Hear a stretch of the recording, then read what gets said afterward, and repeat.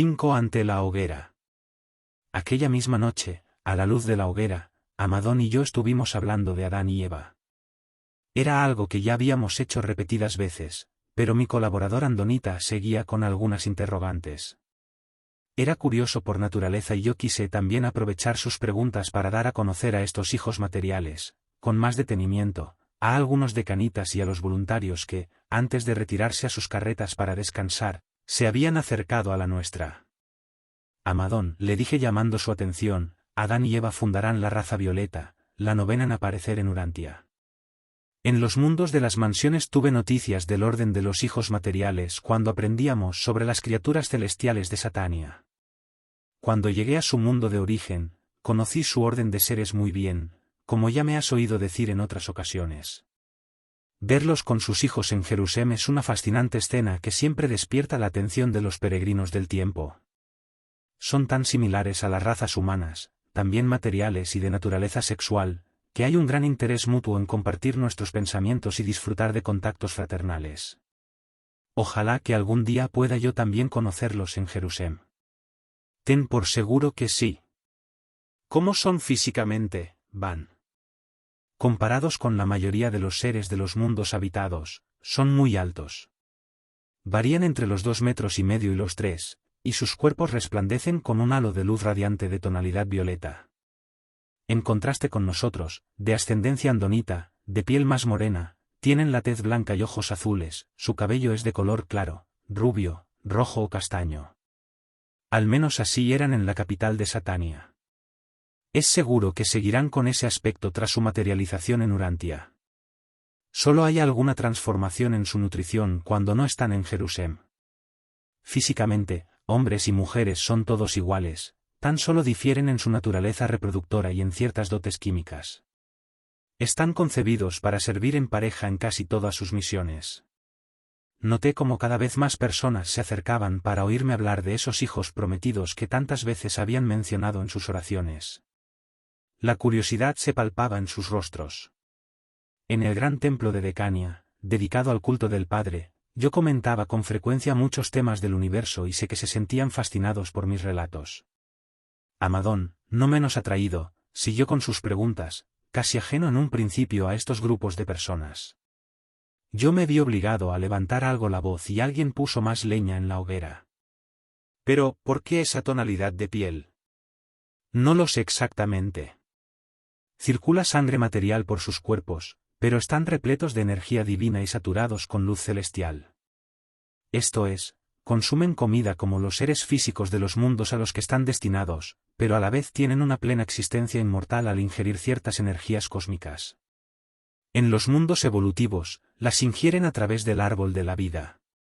Quizás sean estas las que les den ese color. Gracias a ellas, pueden también vivir de forma indefinida en el planeta que se les asigna. De hecho, conocí a hijos materiales que habían estado 25.000 años en sus planetas de destino, pero eso no sucede siempre.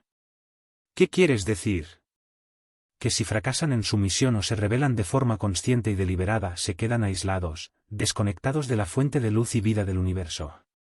En ese momento, se vuelven prácticamente mortales. Su destino es seguir el curso de la vida material en el mundo, teniendo que esperar el juicio y veredicto de los magistrados de los universos. La muerte física finalmente acaba con su andadura planetaria, aunque pueden vivir casi el milenio. Esperemos que eso no suceda aquí, Van. ¿Sabes? Siempre me resultó difícil de entender que, siendo materiales, sean al mismo tiempo celestiales. No es fácil comprenderlo, Amadón, porque, a pesar de ser celestiales, son los únicos seres creados del universo local con capacidad de reproducción, necesaria para poder cumplir el cometido que tienen en los distintos planetas habitados.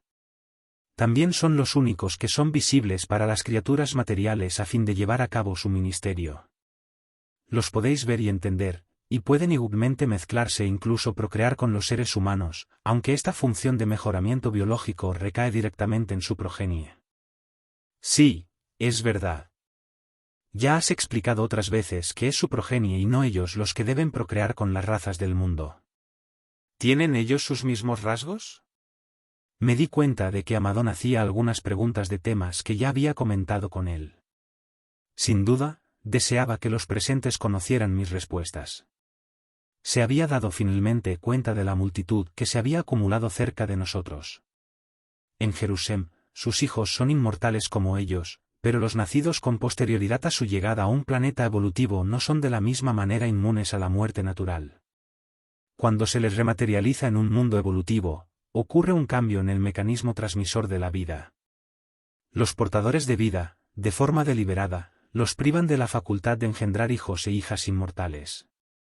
Sus hijos, dentro de ciertos límites, experimentan una longevidad que disminuye al paso de cada generación. ¿Y en qué se diferencia la raza violeta de los mortales de los mundos? En muchas cosas. Por ejemplo, en su visión física y percepción espiritual, son muy superiores a las razas humanas. Tienen, además, sentidos especiales que les permitirán ver a los seres intermedios, a las multitudes angélicas, a los Melquisedecs y a Caligastia. Estos sentidos están presentes en sus hijos, aunque con menos intensidad, y tienden a disminuir a medida que pasen las generaciones. También, ellos y sus descendientes son mucho más resistentes a las enfermedades que los seres del mundo. Tampoco les domina el miedo, innato en los mortales. Observé que Amadón, en mis respuestas, siempre miraba a su alrededor para cerciorarse de que los asistentes comprendían lo que hablábamos, pero también noté que su curiosidad seguía siendo la misma de la de aquel muchacho andonita que hacía miles de años me había donado su plasma para hacerme humano. A veces me has comentado que Adán y Eva pueden comunicarse a distancia entre sí y con su inmediata progenie. Eso es algo extraordinario. Sí, es cierto. Lo pueden hacer hasta una distancia de unos 80 kilómetros. También resulta difícil de explicar este intercambio de pensamientos.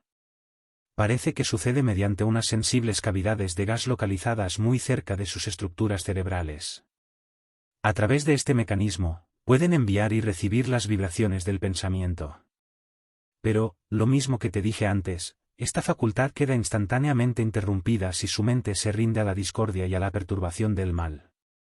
Pero dime, Van, ¿en qué beneficiará la procreación de los descendientes de Adán y Eva con las razas del mundo? De dos maneras, físicamente, por la mayor inmunidad a las enfermedades que conferirán, y espiritualmente, ya que la carne, intrínseca a las razas de origen animal, no da de manera natural los frutos del Espíritu Divino. Con su aportación, el camino se allanará para que el Espíritu de la verdad coopere con el mentor misterioso a fin de producir en vuestro carácter la hermosa cosecha de estos frutos espirituales. Él os guiará si no lo rechazáis, dije mirando a toda la multitud con cierta actitud de despedida por el día, que había sido algo largo. Todos comprendieron que había llegado la hora de retirarse a dormir. El fuego siguió con su crepitar. Los turnos de guardias lo alimentarían. Al día siguiente había que comenzar con la construcción de aquel asentamiento, que de tanta ayuda nos sería para el comienzo de las obras en la península. Los porteadores llevarían comida y lo que se necesitase desde allí a los voluntarios.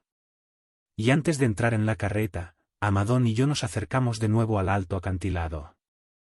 Abajo, bañada por la inmensidad de las estrellas, estaba la bella península, el futuro de la humanidad. Pedimos al Padre que Adán y Eva supieran enfrentarse a la oscuridad en la que el mundo se hallaba.